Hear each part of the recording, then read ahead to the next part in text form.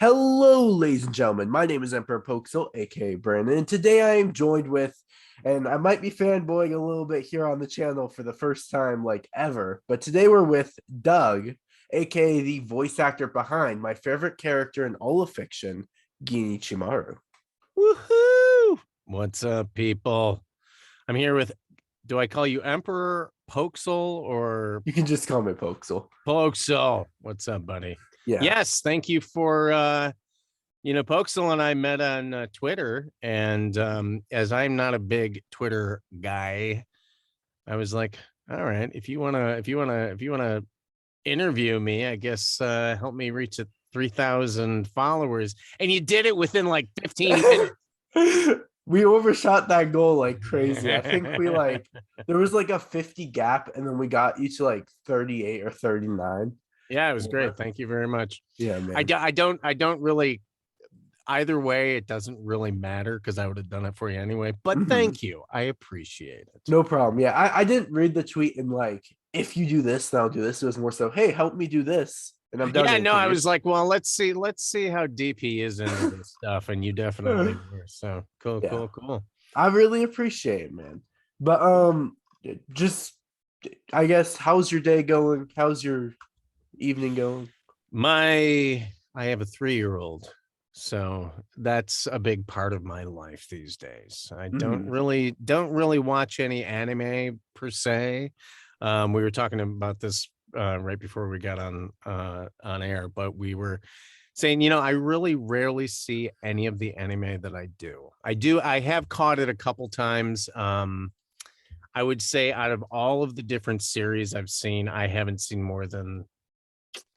don't think I've seen more than 5 episodes of Bleach fully, honestly. And, that goes also for Naruto and, Lupin the Third and all the other biggies that I'm doing. So I do appreciate it. And I do appreciate people that are into both dubs and subs because, I get it. It's cool, So do you watch any anime in sub, or is it just I probably watch more live action stuff subbed, like Squid Game. Yeah. Squid Game. God bless all those dub voice actors because I know quite a few of them, but I watched it originally in the Korean. And it's I don't have an issue with reading stuff at the bottom of the thing, bottom of the screen, but I probably could have done myself a favor and my voice actors, my brethren, a favor if I'd have watched it in dub. But it actually was really well done. I thought it was. I like the sub for Squid Game. The thing with the dub is I find it funny, but I don't think it's the voice actor's fault that it's funny. I think it's more so whoever edited the audio. Yeah, that's a big. That's an interesting thing because we ended up. God, this is a couple of years ago. We dubbed Money Heist, which was pretty big. It was on Netflix. It was originated from Spain, and we had dubbed that. We thought people liked it, and all through the editing, it was kind of messed up. So they ended up redubbing what we did. So I mean, and again, that's it's neither here nor there.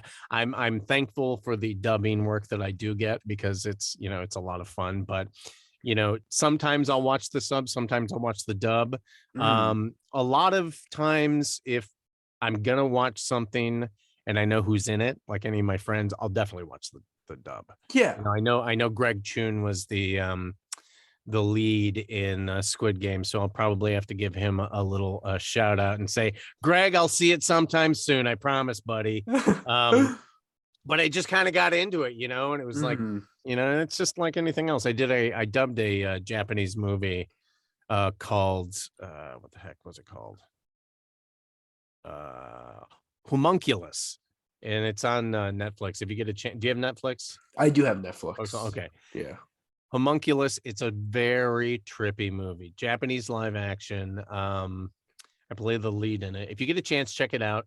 I definitely, because when we go in to record something, we always hear the Japanese or the Korean or the Spanish, so on and so forth. So, you kind of get familiar with it. And I watched a little bit of it subtitled too, but if you do get a chance, check it out. Who else was on it with me? Laura Post directed it, and why am I forgetting his name? I'll remember it. But the second lead in it was another voice actor I'm sure you've heard of. So I'm sure he was in Bleach and Naruto and all that stuff too. It'll come to me in a second, I'm sure. Do you have questions? I do have questions. All right, I hope I can answer them. I hope they're not about specific episodes, because I'm all right. In episode 67 of Bleach, what happened? Oh, I'm screwed. I'm screwed. Right, what do you got? All right. So first of all, I was curious, what was the hardest position? At least that's in your bio. Like, we're not including because you probably have played hundreds of roles over the course, but the ones that are in your bio, what was the hardest out of each and every one of them? It really depends on the actual dubbing versus live action. I'm sorry, not live action, but original stuff, because I've done quite a bit of original animation. I would say any of the show I just dubbed probably about 6 months ago. It was called Boris and Rufus. And it is a show out of Brazil. And I play a ferret that thinks he's a dog named Rufus. And when I auditioned for it, I auditioned for it with a kind of one of my wheelhouse voices, one of my kind of signature voices. And the director was a friend of mine, and he said, "Okay, we love it, we love it, we love it. You're cast." And I'm like, "Great." And then the Brazilian producers were like, "It's not exactly what we want." And I'm like, "Oh, well, then, recast. It's fine." And they're like, "No, we want you to do it, but we want you to do it more like the Brazilian actor." And I'm like, "Oh." Because the voice placement from the Brazilian actor was a very difficult place to record from, for me at least. And so playing Rufus in Boris and Rufus was probably the hardest thing I've ever done. Now, as far as anime, generally speaking, it really comes down to the athleticism of the voice actor. Meaning, is there going to be a lot of fight scenes? Is there going to be a lot of action? Is there going to be a lot of yelling, screaming, blah blah blah, or crowing? Yeah, or crowing. Yes, right. Kasuga crow. That was a blast, by the way. Poxal was talking about Demon Slayer, and I recorded Kasuga crow, which was, what's his name? I forget the guy's name. Tanjiro. Yeah, Tanjiro. I was Tanjiro's crow that would come to him and basically be like, this is where you gotta go, blah blah blah. That was a blast. I had no idea. I never auditioned for that. That was one of those instances where I just get a call and they're like, "Hey, do you want to do this?" And I'm like, "Sure, what is it?" And they're like, "You're gonna play a crow." So I thought it was gonna be like, all that stuff.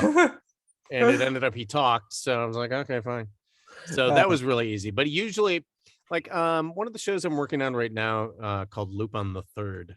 Vocally, it's an easy place for me to get, but my guy yells all the time. So if you guys get a chance, in fact, I'm going to give a shout out to that on November 18th, 19th, 20th, 21st. Actually, no, it's the 19th, 20th, and 21st in New York City, Anime NYC. I'm going to be there with the original BO dub voice crew from LA, and we are going to be celebrating the 50th year of Lupin the Third. I don't know if you're familiar with it, Poxal, but Lupin the Third is a pretty old school anime, and it's been just plugging away like crazy. So I'm not familiar with the actual series, but I did do a little bit of research in your main roles before the interview. Right. All of them, at least the ones that were in your bio description. So Asuma, Gin. Right. I mean, I knew those already. I already knew Gin, but stuff like that. Yeah. I didn't know anything about this whole meetup though. That's actually really cool. Yeah. Yep. So the character I play is called the Inspector Zenigata in Lupin, and he doesn't stop yelling the entire time. So that's probably the most strain that I have on my voice, but it's, you know, it's a fun role. So yeah. But let me ask you, what's up with Gain? How is he your, like, one of your favorite characters? So tell me. Gin's whole character about vengeance is just, in my opinion, one of the best. It's the best theme for vengeance done through Gin's role. Okay. And I love the way that he corners God in quotations. I think I mentioned him in my Gin Ichimaru video as the man who cornered God, but I just always loved the mystery that followed through him through the majority of Bleach. And even when I got to those slow parts throughout the Aranka arc that were probably the worst parts of the series, were the fights that nobody cared about, like the you might not be aware of them, but like the pillar fights with the lieutenants and the I literally, we talked about this earlier. I'm like, I have no idea about this series except for the stuff that I recorded. And it's because it's so I mean, you know, anything like Naruto or Bleach, they're so massive in scope. Unless you're literally Johnny, you know, or Michelle Ruff, or, you know, some of the lead actors. And I don't know how you would really, you know, where I did start, because we had a voice actor that passed during the, wait, am I thinking of the right guy? Yeah.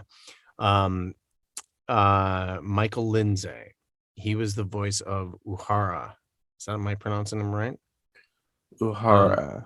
The guy with the bucket hat, green and white stripes. He's always the kind of the cool guy that was oh, Kisuke Uhara. Kisuke, okay, yes. So I ended up taking over that role halfway through. The voice actor. So I got a little bit more of a taste of what was going on besides, you know, the whole Gain thing after a while. So because you voiced Gain, do you like remember Gain's story at all, or just the voicing behind it?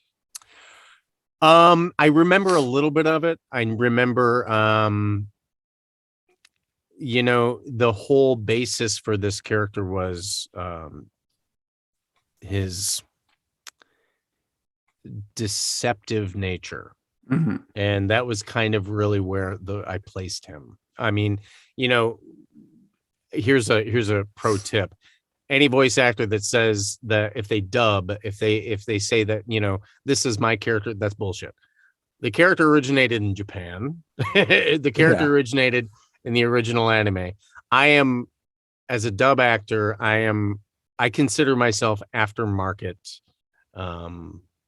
add-on. That's what I consider it. So the intention is the directors, the intention is the creators, the intention is really comes from the Japanese actor.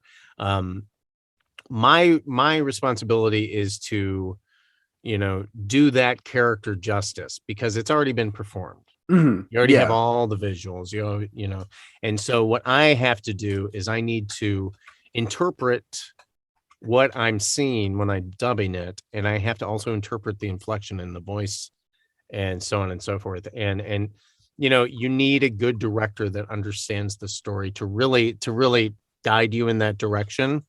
And, you know, the nice thing is they have all the source material. All they have to do is, you know, watch it. It's not like we're creating the wheel. It's already been made. We're just giving it, you know, like steel belted radials. That's what we're doing. Yeah. So I mean, you do it perfectly. I mean, like I believe the Japanese one guy's name is Koji, but I could be wrong.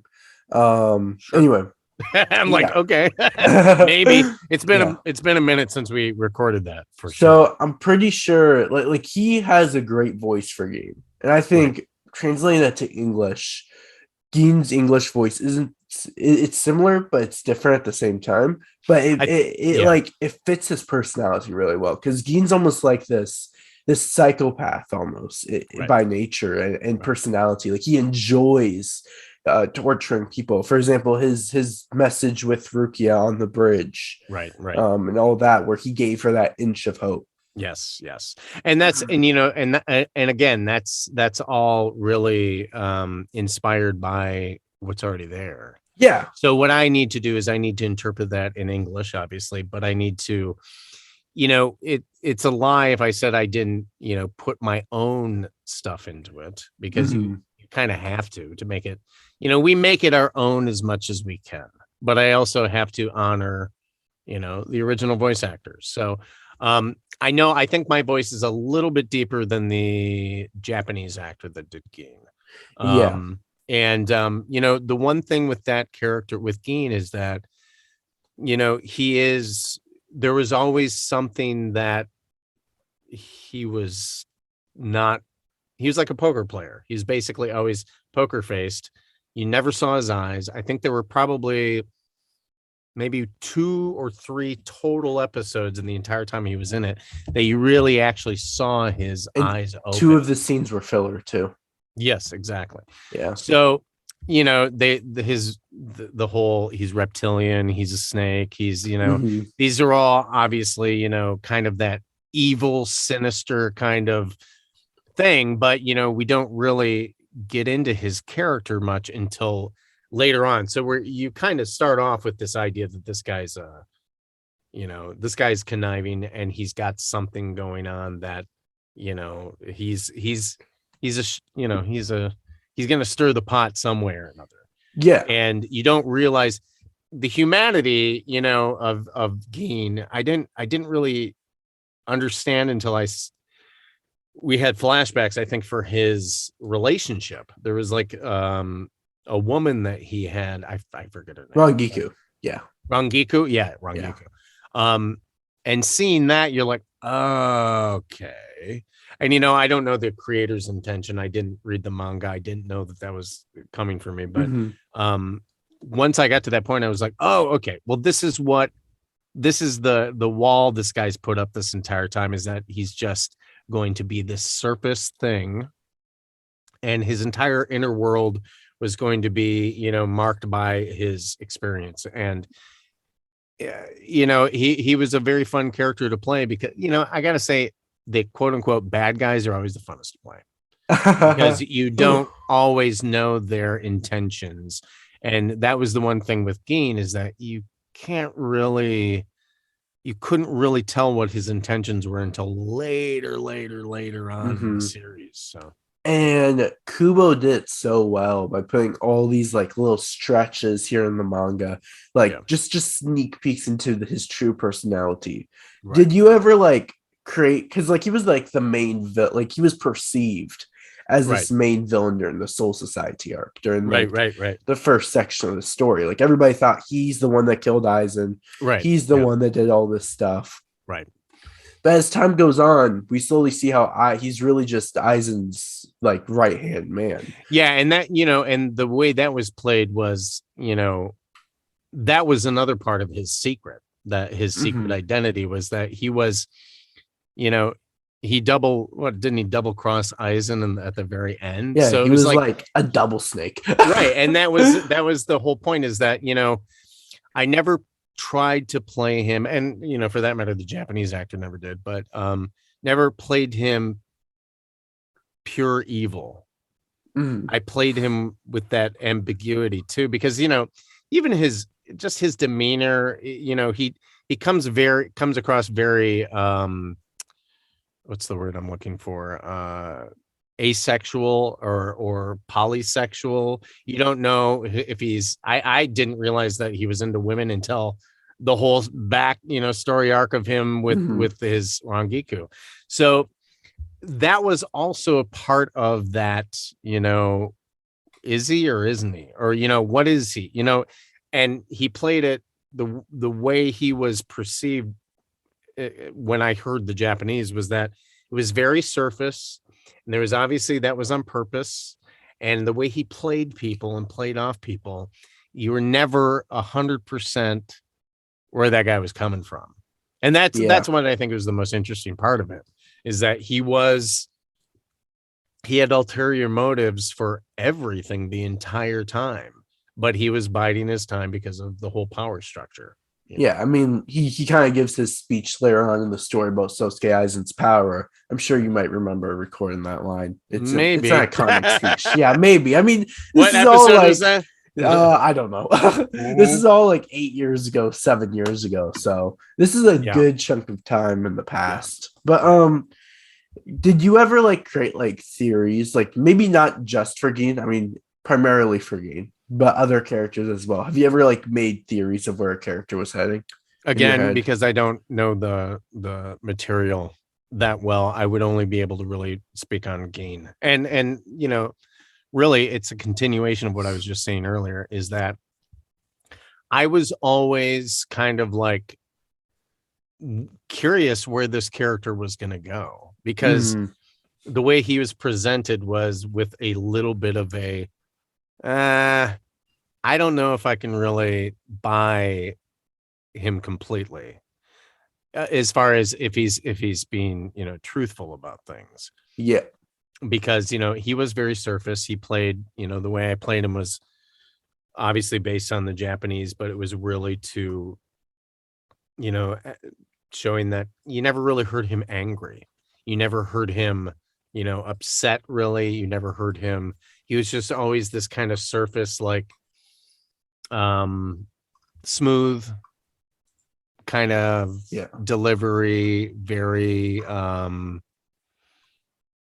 very manipulative in his kind of passive aggression with his voice. And that I think was the big part of it, is the passive aggressiveness in his voice, because he played it so like, oh yes, little Gin Ichimaru, so there's Oh my another gosh, character. now you got me fanboying over here. Did are you familiar with any of the Blaze Blue stuff? I am not. Okay, so there's another character I play that he actually looks like Game. Like they look like they're brothers. They look like they're twins. His name is he's Terami / Hazama, because he kind of has that duality in that production too. But with characters like that, it's just always been kind of a weird place. I don't know where the inspiration was, but it's just that very, very nice. He's I haven't heard the character in a long time, so I'm not exactly sure if I'm you're doing close it or well. not, but you're doing it really well. Yeah. So ask me some questions. I know some people on Twitter were like saying, hey, I want to know this, I want to know that. Yeah, so I do got some questions over there. Now, I have a few of my own. So when in the production of Bleach, like, in the dub of Bleach, right, of course, not production of the anime, right, but in the production of the dub, what was it like? Were you like by yourself when you did the recordings? Did they like bring you to the studio and you were just recording everything by yourself? Were you in a room with multiple people as everything was going on? How did it go? Typically over the 20 plus almost 25 years I've been dubbing stuff, you will rarely ever record with another actor, because it's specific to your role. This is how it goes. I get a call, right? I'm not get a call. I get an email and they're like, we're trying to book you for such and such of character for this show. What's your schedule like for the next couple of weeks? You'll tell them. Usually it's 2-hour blocks that we record in. Obviously now with the pandemic, everything has changed, but typically this is how we would record Bleach. So the production company that produced this, in fact, was called Studiopolis. And they were basically they broke off from a company called Saban Entertainment. And I'm sure you may not know the name, but the properties they did. They did Power Rangers, they did Digimon, they really were a big part of the Americanization of anime. They really were, because they were the ones that started it back in the late 90s with really churning out product. And I actually worked for them when I first came out here. That's cool. I was in the music department. I wasn't even in I'd done I never really realized that there was a career in voiceover, so I was more of an actor, on camera actor, when I came out here. But one of the first big anime that I ever did was Digimon. I was played one of the kids on that. And what basically they do is you'll come in for usually about 2 hours, and depending on how much material you'll have, you'll get through a couple episodes, possibly. It depends. But yeah, so you come in, there's generally speaking, it's usually a room where you can through a couple panes of glass, you can see the director and the sound engineer, and you go into your own sound booth. Sometimes it can be as big as a Foley stage, like a full theater Foley stage. Foley means Foley actors are the ones that always do the after they've filmed something live action. There will be somebody that will go back in. It's almost like dubbing in a way. They'll go back in and do all the footsteps, and they'll do all the behind the scenes action reaction stuff that you don't, not vocally, but they'll do like all the beds of all the different things in the background.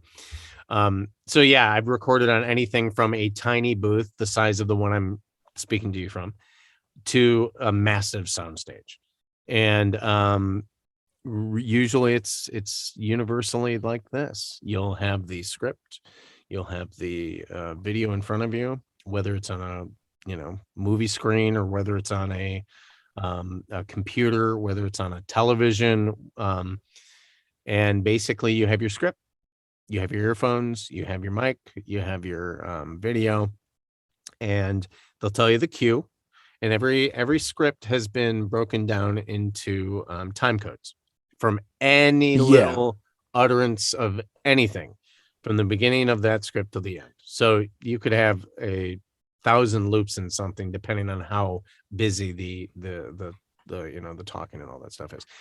So you go in, they say go to loop number blah blah blah on page blah blah blah, and your character will give you a brief synopsis of what the scene is, and this is where we're at in the storyline. And in your headphones, they give you 3 beeps. On the imaginary 4th beep, that's when you start. It's so they've lined up everything to that time code, and that's basically where you try to, they'll show you the Japanese primarily in anime or Spanish or whatever. First they'll show you what it is, and then you give it a shot, and then it's like boop boop boop. Bye bye. So it's like whatever.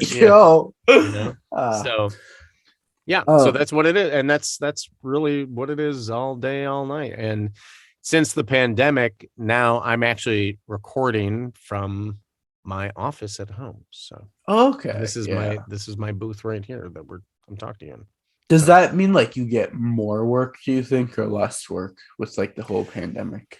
Well, it's quite honestly, I've gotten more work because now I work with clients out of Dallas and clients out of New York because I don't have to be there, and technology has come to a point where, depending on how good your mic is, depending on how, your connection, like if you're, got a cable Ethernet connected to your computer, depending on your microphone, you usually can do broadcast quality work. I mean, any production that you've seen that has been recorded within the last year and a half is most likely recorded from home.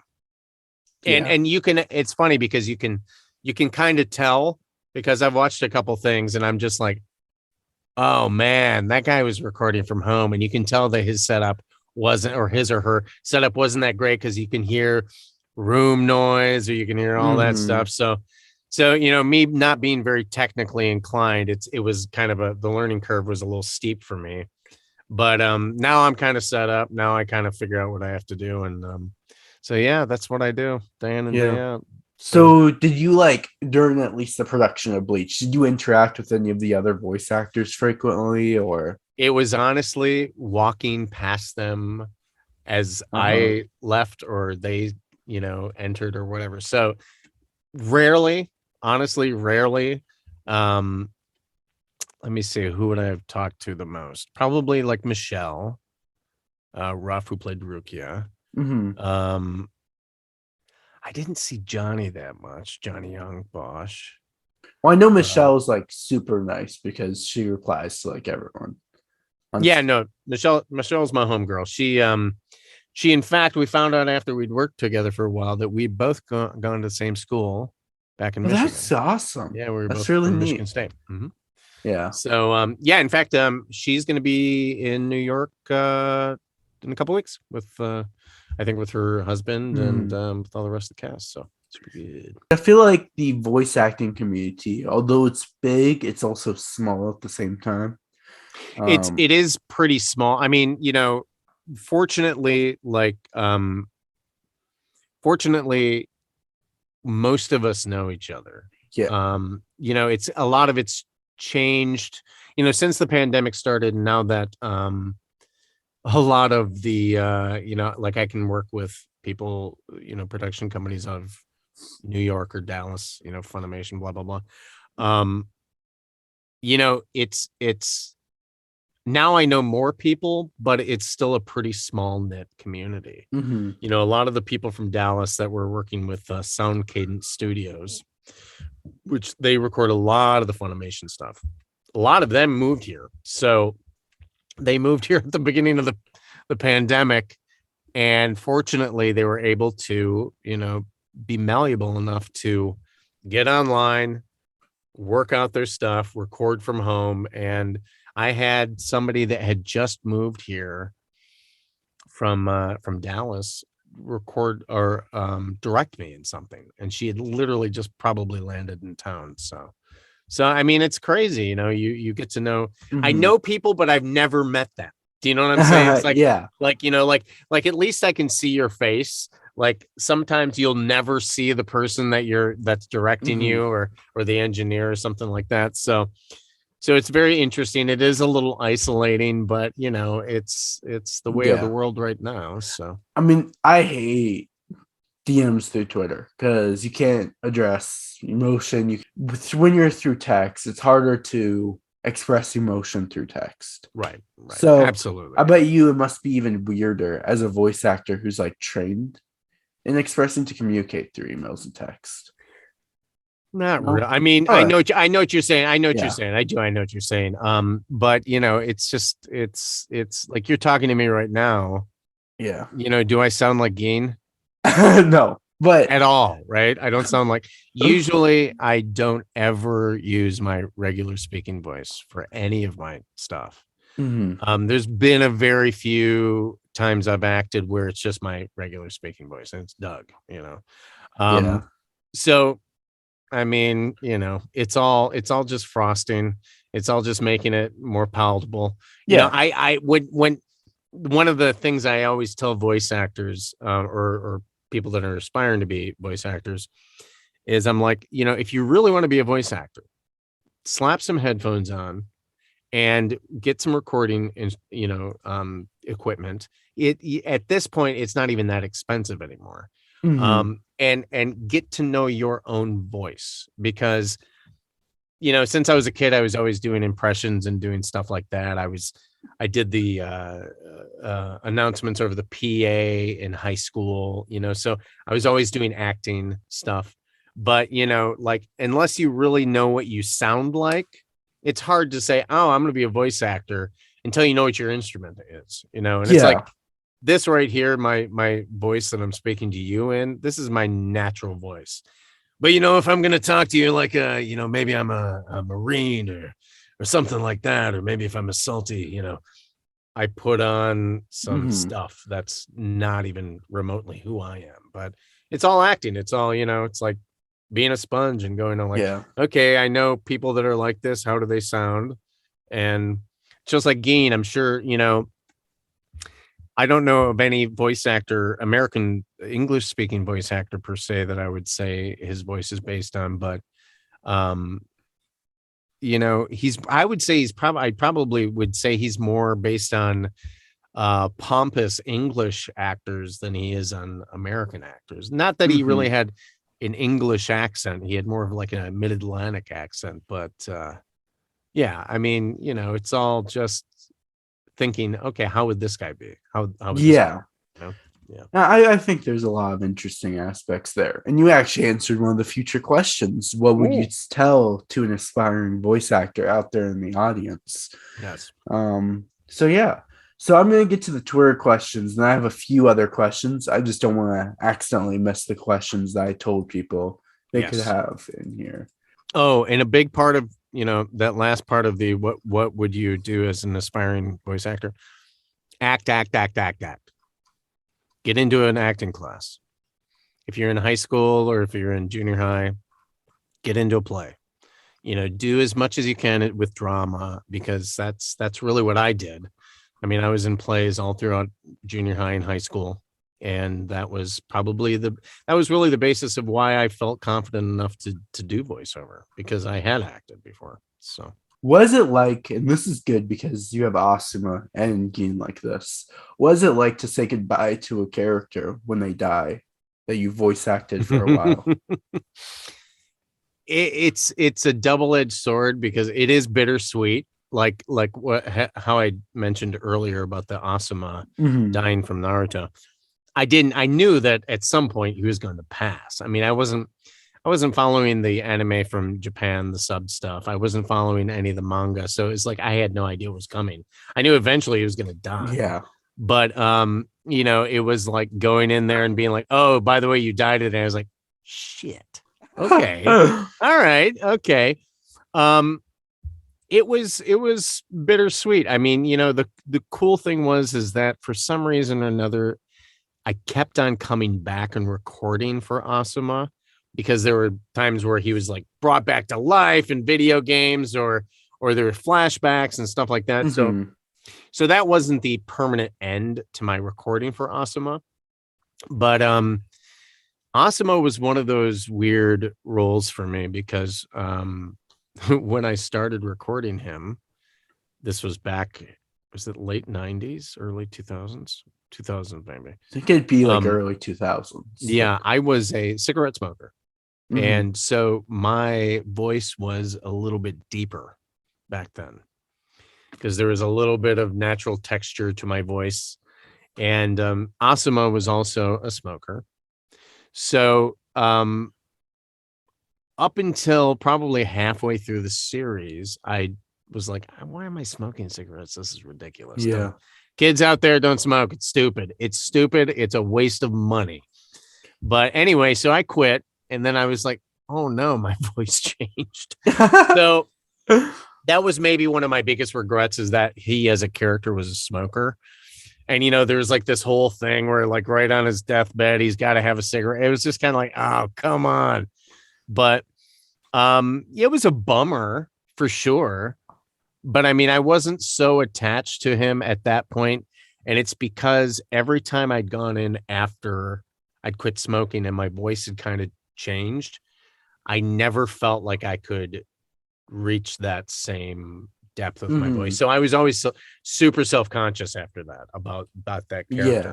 Like I felt like I was always trying to do something with my voice that I just couldn't do anymore. So when he died, it was kind of like, oh, okay, good. Yeah. Part of me was like, okay, good. I don't have to like fake this anymore. And the other part of me was, the ego part was like, oh crap, well, there's another job that left. So you're just like, every show ends, this, unless you're the lead, you're not always going to make it to the end.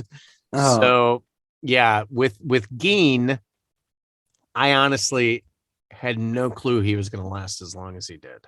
Yeah. I mean, like with the Arankar encyclopedia stuff at the end, like that was just frosting on the cake for me. Cause I was just like, what? I'm not really in the show, but I'm in the show.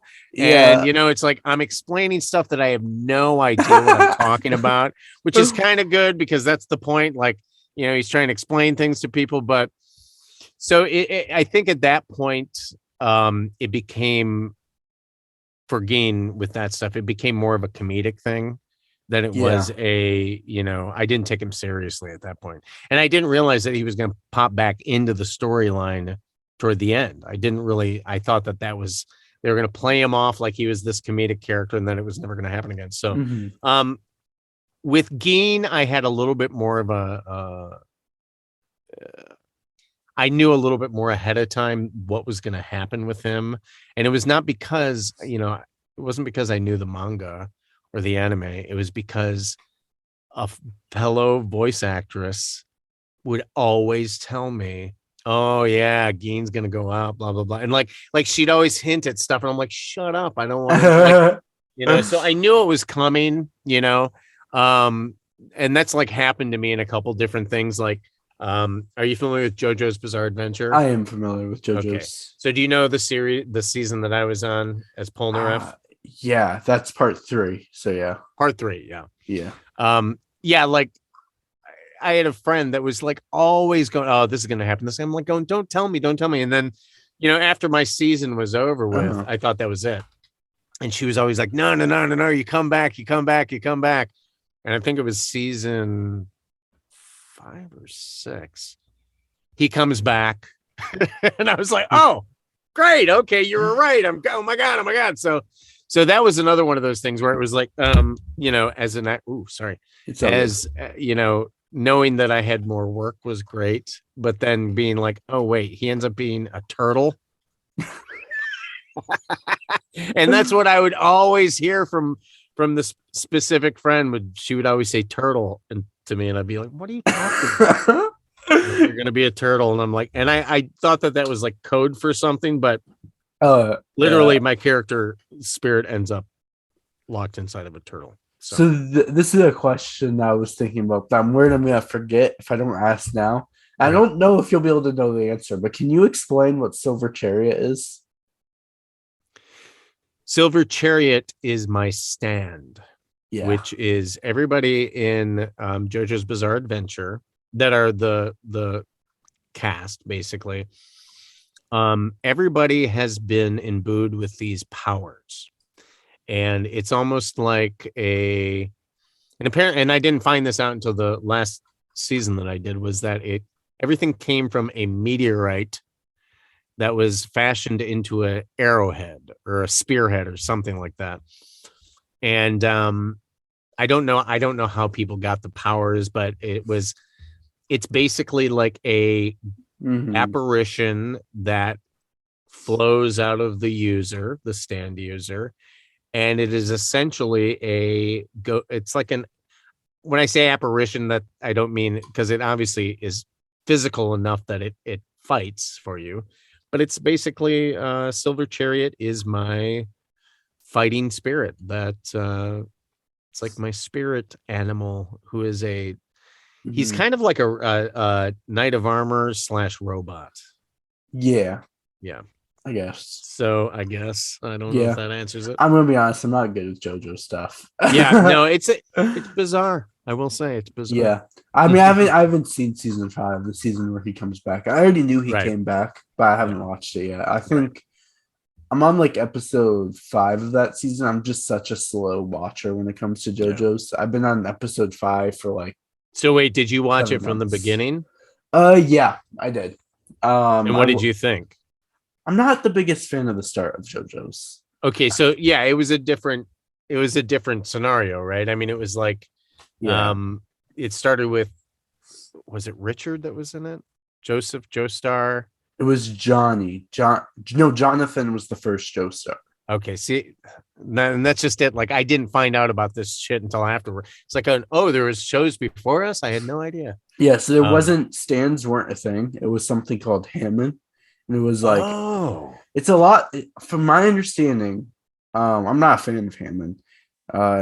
Some people say it's similar to like the Demon Slayer power system of like the breathing techniques. So yeah. But like it's more, had no idea. It's more powers. It's weird. I don't know JoJo's. I'll be honest.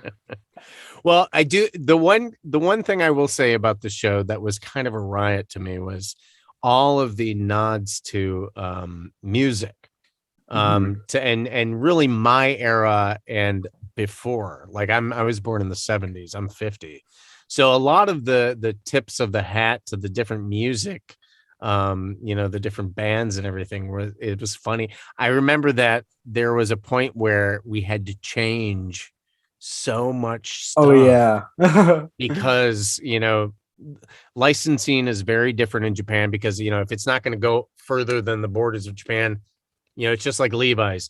They used to, a bunch of different companies would basically replicate Levi's to make them look almost exactly like a pair of Levi's.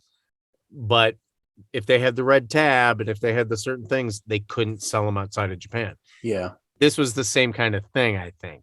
I can't remember what it was, but in part 4, season 4, one of the stands was like Tiny Army or something like that, but it had to be changed because of copyright. But that was like dozens of stands. Like you had so much censorship. There was I mean, I remember a lot of the Prince, the musician Prince. I remember we had to cut a bunch of that stuff.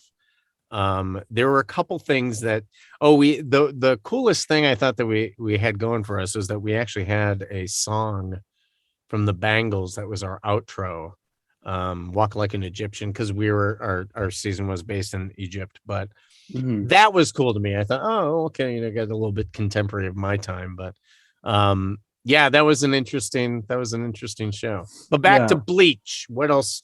So what else do you want? When you're like voice acting, do you ever get good? Like you try to go inside the head of the characters, I assume, right? To a degree, as much as I can. So what was like the process of getting inside the head of Gin? Because you kind of shared a little bit of light on it earlier, but like you didn't share all the light of it. So like what was the full-on process of doing it?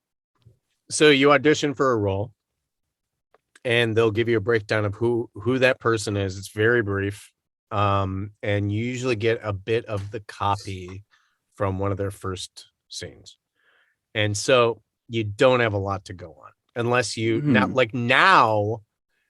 it's completely different. At least for me, whenever I see an audition, I immediately go to if I can find it online. If I can find any of the video of the actual character that I'm going to be auditioning for, I will listen to it and I'll get an idea. That informs me more than usually the breakdown. Yeah. And so what happens is you're almost playing catch up. If it's anime, if it's Japanese anime, you're almost playing catch up because, you've given them your interpretation of the character, not knowing, unless you're really into that property beforehand, you kind of go in a little blind. And, you really rely on the director to kind of keep you on quote unquote on the page, meaning, so I think with a lot of anime that I've done, I start to understand the character more than I work on it. And, a lot of what informs the character, again, from being a dub actor, is the Japanese voice actor, and the inflections that they use in their voice. I'm obviously not going to, most of the characters that I play, I'm in the ballpark of the Japanese actor if it's anime, but you're never going to be perfect. Yeah. And so what you really want to do is try to take, there are certain things in an actor's voice that will see, like, okay, so if it's sometimes you'll steal a laugh. Sometimes you'll steal some of the actual efforts that they make when they do fighting scenes. Like, if I can emulate what they do and make it more more authentic to the Japanese actor, I shoot for that typically. If it's a character like Gin, I probably was more trying to be more toward the Japanese. I wasn't really trying to give it my flair that much. I did a little bit as far as like the I think I was a little more I'm trying to find the word.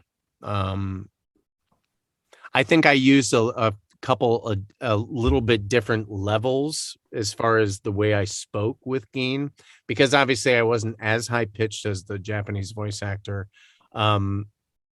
I was able to make it a little bit more my own because of just simply my voice, but because of the voice, because of the character, my interpretation of the character beyond the director's interpretation and beyond the actual voice actor's interpretation is just that I wanted to make it appealing. I wanted to make him you never want to do, even if you're doing a monster, you want them to sound cool. Do you know what I mean? You rarely go, okay, I'm going to record the dumbest voice ever. You always try to make it at least appealing to your own ear. But, it really, again, if it's dub, it's a whole new ballgame. You have many different factors that you need to consider. With original animation, it's very different. If it's a character that I'm doing that is based on me, based on what I've come up with for the audition, and it's based on what the creator and the producers want, that's a whole different thing, because I will have created my own backstory. I will have created my own kind of weight and gravitas to the character. I will imbue it with my own personality to a point. And that's the big difference between dubbing and original animation. Do I have a preference? Absolutely. I would prefer to be an original voice actor for my own characters. And dubbing is awesome if I can do that character justice. Do you know what I mean? Like, I've been cast as characters in things that I've been like, I am not the right choice for this. Like, I can't come close to the Japanese. And I know other voice actors that probably could have, but if it's something where they feel like I've got the touch, the feel of that character, and they have confidence in me to do it, to take it that direction, that's cool. But if I'm not helping authenticate the production for the American audience, I don't really want to be a part of not that I don't want to be a part of it. I'm a selfish, greedy bastard, and I want money, of course, just like everybody else does. But it's like the fans matter more than I do when it comes to this stuff. And that's the one thing with the dub sub stuff, is that I get it. I get shit because some people are like, oh no, I never watched the dub. And again, it's really what you started with. It's what you started Bleach with, the dub, right? Yeah. Poxal? Yeah. So that's kind of your introduction into anime, right? So you're more open to it. But then the old school kids, I say old school kids, there's a big, audience for the subbed stuff, which is cool. Oh yeah, too. totally. Yeah. And I get the sub versus dub arguments. Like, I kind of get what you're saying. Like, I love, but I've kind of been ignoring the last fan question, been going on off of my own questions. But do you feel any sort of connection or feel in any similar way to Gin's overarching character?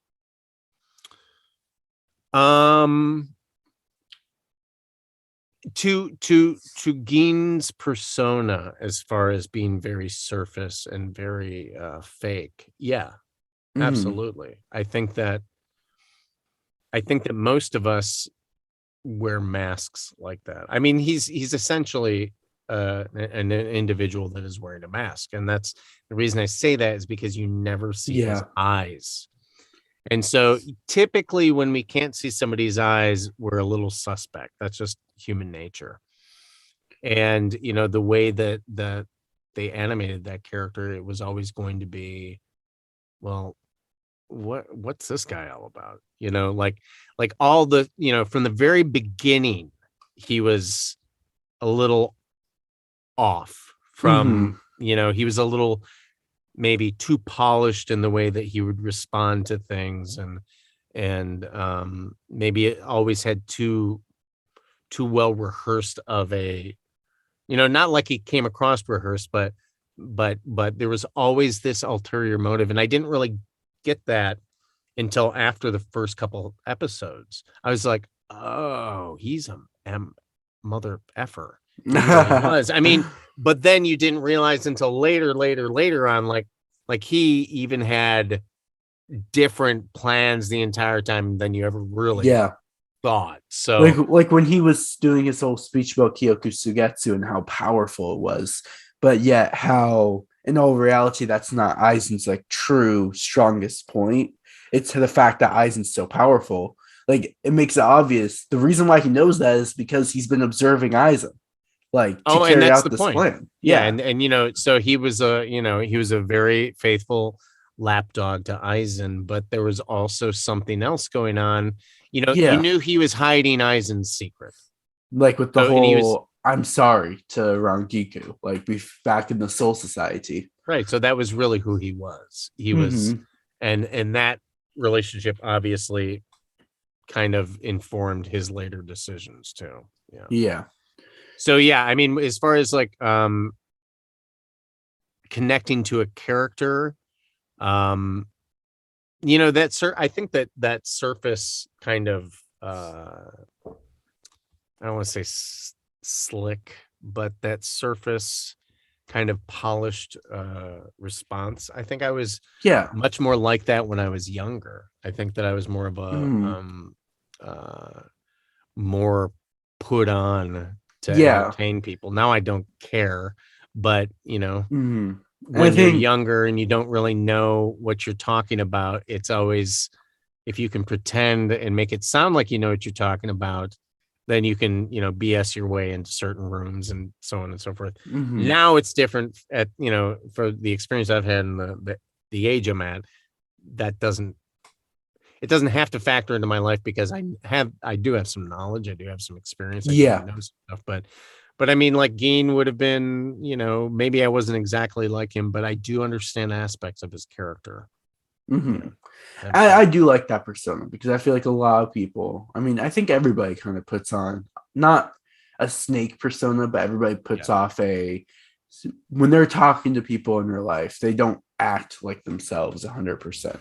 Right. Not if you're trying to get something. I mean, 100% if you're trying to get something. If you want to talk about it, Gin is a politician. He is a politician. He is essentially, he's not a politician, but he's essentially using that kind of slick, tell the people what they want to hear. Yeah. In a nice tone. And don't give people reason to believe anything else, and people will follow you. And that's, certain people at Soul Society didn't appreciate what he was about, of course, and they wanted to pin a lot of blame on him, and which is, the way he came across, he was kind of a D-bag. I mean, let's be honest, he was kind of a real shyster. And I get that. I mean, I was probably more like that when I was, in my teens. So I mean, I love the politics of the Soul Society, but kind of because we're approaching, we're already past the deadline and stuff like that. I have one big question for you. I don't know if you'll be able to answer this, but since you do play the role of Kisuke with the ending of the production of Bleach, it makes sense that you would be potentially recasted. Have you gotten any emails pertaining to Kisuke Urahara or the role of him in the upcoming 1,000-Year Blood War anime? I have not. I quite honestly, I have not. I don't like. I wouldn't be hurt if they didn't want to recast me. Again, because of some of the flack that I got from taking over those roles from Michael for him. If it happens, it happens. That's great. Well, I don't even know really what you're talking about, so I'm not really positive. Is there an anime already out? So it's not out yet. We have the Japanese release isn't even out, so that's another reason why I'd be like, you probably wouldn't have anyway. The 1,000-Year Blood War anime recently got a re-announcement from a bunch of people. It was like back in 2019, 2020. So wait, let me ask: was this a manga that you read prior to them announcing it? The Bleach anime didn't finish the Bleach manga. Got it. It stopped midway. So it stopped in the midway arc. Not midway, like a 3/4 way. Or okay. There's still an arc as long as the whole Rancor section. Oh. Well, wow. Almost as long as the whole Rancor section. It's like it's a little shorter, but it's not that much shorter. It's to put into perspective, the Rancor section was like 300 chapters. Whereas this section is like 250 chapters of content. Okay. So that's still like a good 100 episodes of content. So who knows? Maybe you'll be getting an email. Maybe Yeah. I don't know. I mean, I did, record Kisuke in the live action movie. So that was the last thing I did with Kisuke. If I get called back, that'd be awesome. If not, it is what it is, they have every right to recast. I mean, there's been that's the funny thing about this industry is that I'll pick up roles from other people that have either dropped out for whatever reason.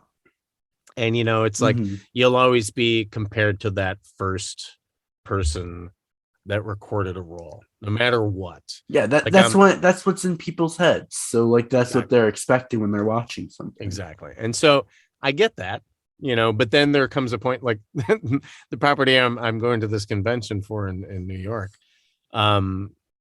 Lupin the Third has been around for a long time. Late 60s, early 70s is when it started. So they have been dubbing. We've been dubbing multiple seasons of this show. And the specific cast that I'm in has done the majority of them. But before I came on as the role of Inspector Zenigata, there was one dub actor before me that was in this LA group that I'm working with. He did a total of 3 properties with them, with the same ones that I'm working with now. I've done about 13 different seasons and projects with them, but I'm still considered the new guy. I mean, I've literally tripled, quadrupled the amount of recording as the original guy, Dan Lorge, but I'm still considered the new guy. So it's, it is, you can't win. It's like I'm doing a Japanese actor's voice. I'm probably closer to the original Japanese actor, but I'm still not the guy that they remember from the first time they heard it with these people. So it is what it is. You can't please every, you just have to go, okay, I'm going to come in and have fun and do what I can do. And if people like it, they like it. If they don't, here's your $1.50 back. I'm sorry. I don't. Subtle. Any other questions for Gin? All right. One last question. All right. What's your favorite line or quote of Gin Ichimaru's that you've said, if you remember any? Are you kidding me? Bye-bye. Let's go. That's it. The W. Anyway, if you guys want to follow Doug, feel free. I'll have his Twitter linked to the top of the description. Great guy, as you can see. It's been a blast here. Well, didn't you say that you're going to get me another 3,000 followers on Twitter for doing this? What? I don't know. Like, I know. You're like, I helped you get the 3. Hey, if you want to follow me, people, awesome. It doesn't matter to me. It matters to other people. But if you want to, awesome. I sometimes throw some tidbits on there. It might be fun. It matters to me. It matters to Poxal. Yeah. Am I saying that right? Poxal? Yeah. But I had to look that up. I had to be like, how do I pronounce his name? Is it Poxal? So and then I watched one of your video games. So Poxal is from what game? Isn't it from something? It's not from anything. Oh, you better look it up. Oh, okay. I mean, I just used a random name generator that gave me like Loxel. Poxal. Oh, there's a case. Somebody has their username in World of Warcraft as Poxal. Oh, okay. I was thinking, I thought that was you. Yeah, I had no idea. I don't play World of Warcraft. So you're gonna have to sue them. Thank God nobody has tried to take the name Doug Erholtz online. So, and any of you mothers out there that you want to now, it's really no skin off my teeth. So do it. But yeah, I mean, it's been a blast, man. If you guys are new to the channel, subscribe. Shout out to Sensei Inc. One Man. Those two specifically, they quote tweeted tweets and they were a huge help in getting you over on here. But yeah, if you and anybody else who retweeted the tweets gave us questions, it's always a huge pleasure. But yeah, I guess we'll just end this off. And in the words of Gin Ichimaru, bye-bye. Bye-bye. Hey, yo.